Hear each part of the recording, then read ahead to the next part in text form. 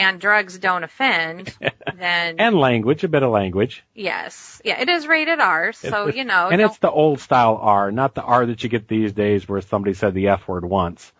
Right. Or you see half a nipple somewhere in the movie or whatever. There's a lot more going on here than that. Yes. It's not, don't watch it with the kids or anything. No.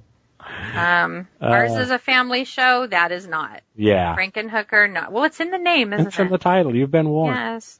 I mean, it says right on the box, a terrifying tale of sluts and bolts. So, Yeah. I'm not sure it's terrifying, but, There you go. Oh, man. Oh, and that ending. Oh, dear. Yeah, I don't like my comedy and horror touching. Yeah. I just don't. So it's lucky this I like it, actually. It's a classic. It's a classic. Yeah. All right. Well, let's get on with our garbage in, garbage out. Okay.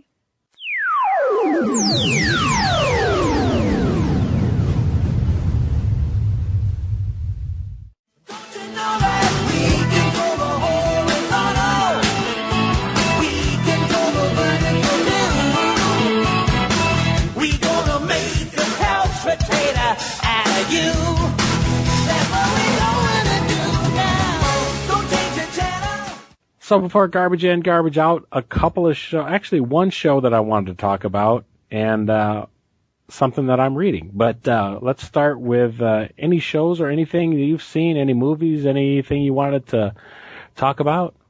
Well, we're watching XFiles. Oh, well, there's my one show that I was planning on talking about. Okay. Well, is there anything else? I can't think. We haven't been doing a lot of... Well, like you said, you got a date with Pikmin, so we've been doing a lot of that. And we've been playing disgusting amounts of Pikmin 3. It's all I could think of. That's my evening thing. Like, I want to get in there and play Pikmin. I do.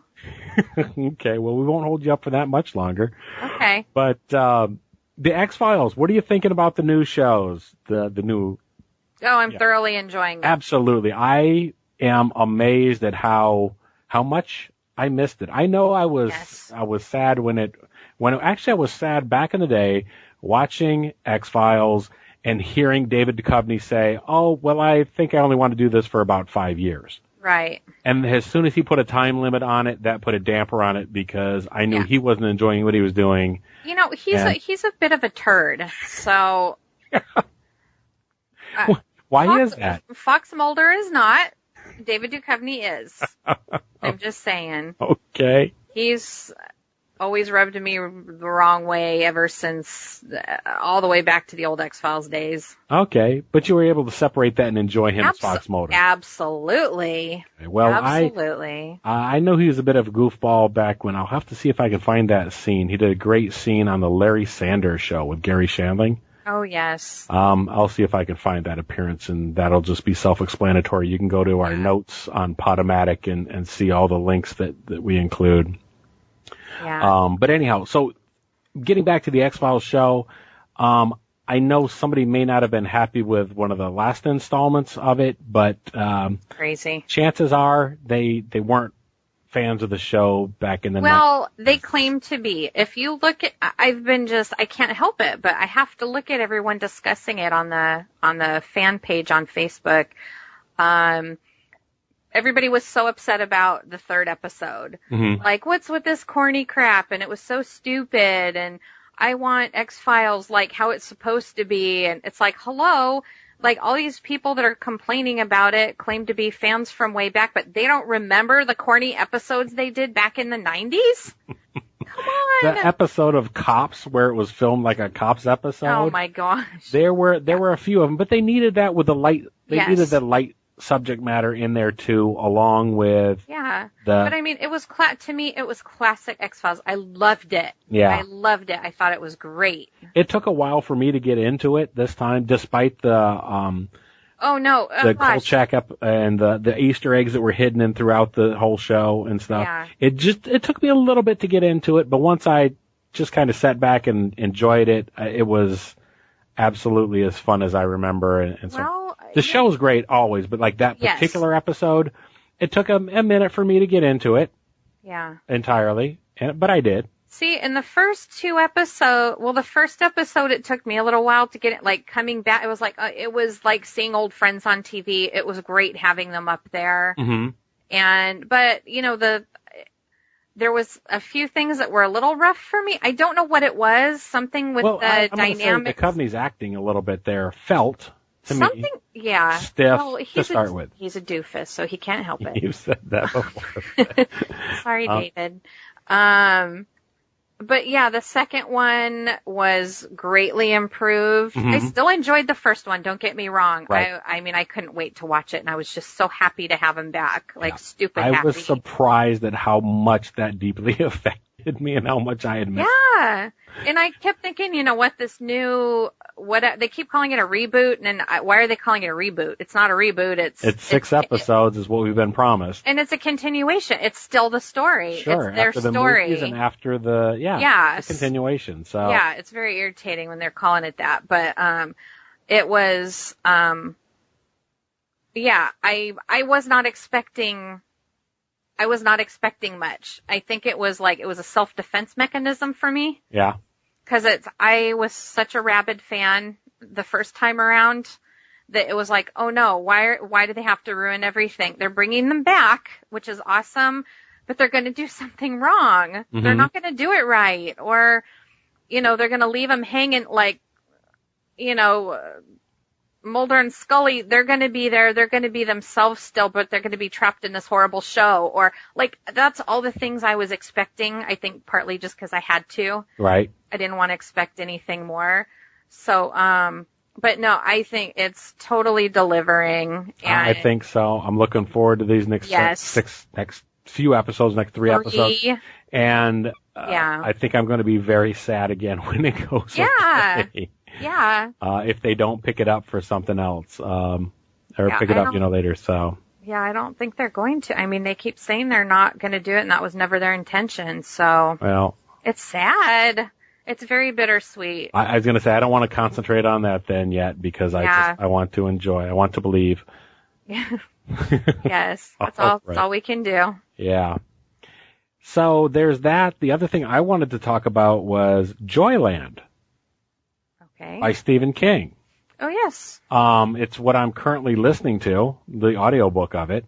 Right. And it's just, I'm trying to think of exactly when it was written, but it's a novelette, and there's so many things that I can identify with the main character, and I'm just enjoying it. We talked a little bit, I'm maybe going off a tangent here or whatever, but you and I talked a little bit the other day about the shows, some of the shows that we're watching and how dark they are. And while we generally like that, every now and then it's delightful to just have something that's, for lack of a better term, I'm just going to say vanilla, kind of generic and stuff.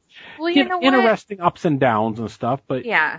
But it's something that you know is safe. It's not going to break your heart or make you cry before it's over. Well, in this case, to me so far, the Joyland novella is that way. I mean, it's a ghost story. It's a young man of 21 who's working in a carnival, not a carnival, but a amusement park. In the summer of 72, I think 72, 73 is when it's set. Yeah. He's in North Carolina. The amusement park is in North Carolina, called Joyland. Being born in North Carolina, I appreciated that. The guy's name is Jones, last name is Jonesy, so I appreciated that. And there's just other things about the character himself that I find interesting and, like I said, can identify with. So, I'm just enjoying that book. So I'll maybe talk a little bit more about it later or whatever. And that's what I wanted to do, a Crawling Chaos that, reflects something about the carny life, though they're not carnies because it is a stationary amusement place. It's not some place that travel around.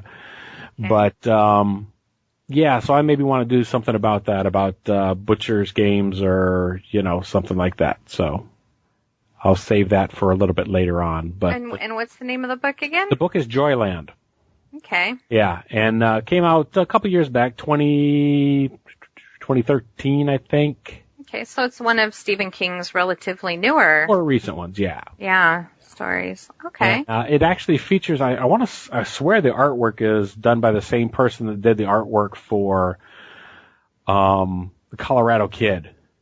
Because it has that noir style, or what I think of as like Mickey Spillane, that type of thing going on with it. Right. Yeah, it's usually, yeah. So, enough about that. Okay. All right. Well, I'm currently reading A Storm of Swords. What is that? That's about the opposite of Joyland.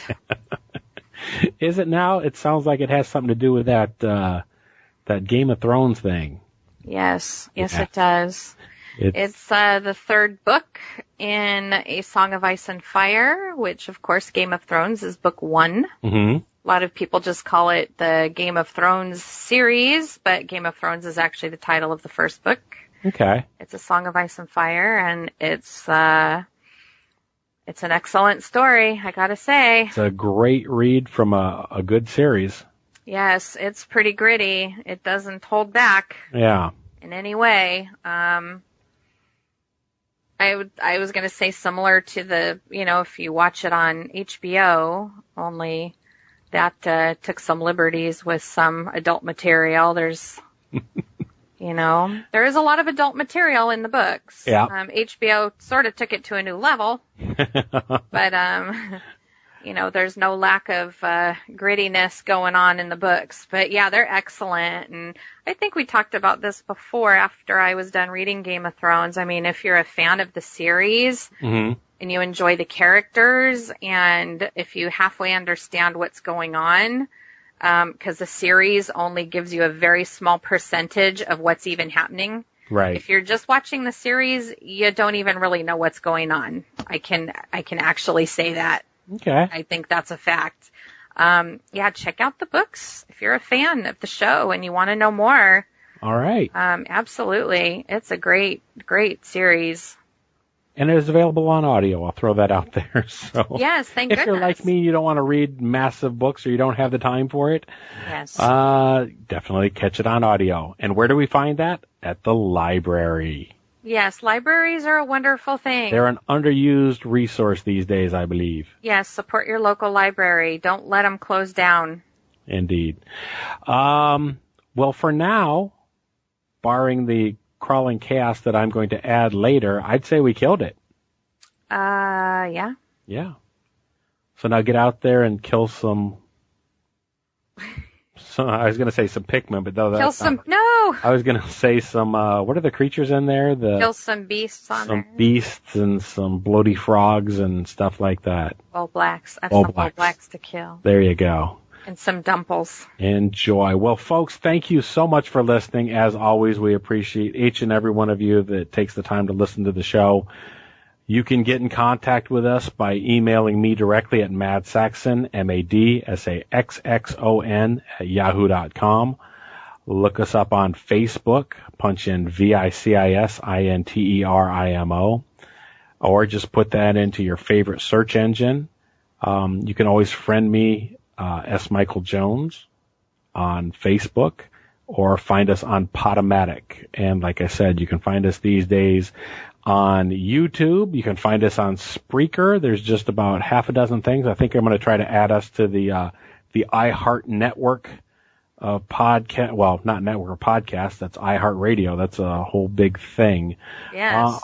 With our original music and stuff, I think I'm going to try slipping that in there too. So, I think it's a great idea. Okay. Well, I was going to say that original music idea might help me achieve one of my New Year's resolutions from last year, which was to put out an album, but we'll talk more about that later. There you go.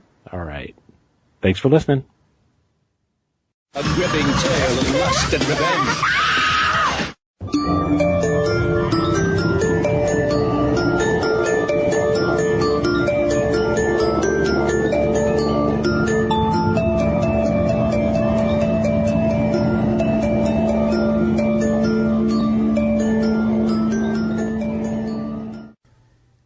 So here I am returning to record a crawling chaos.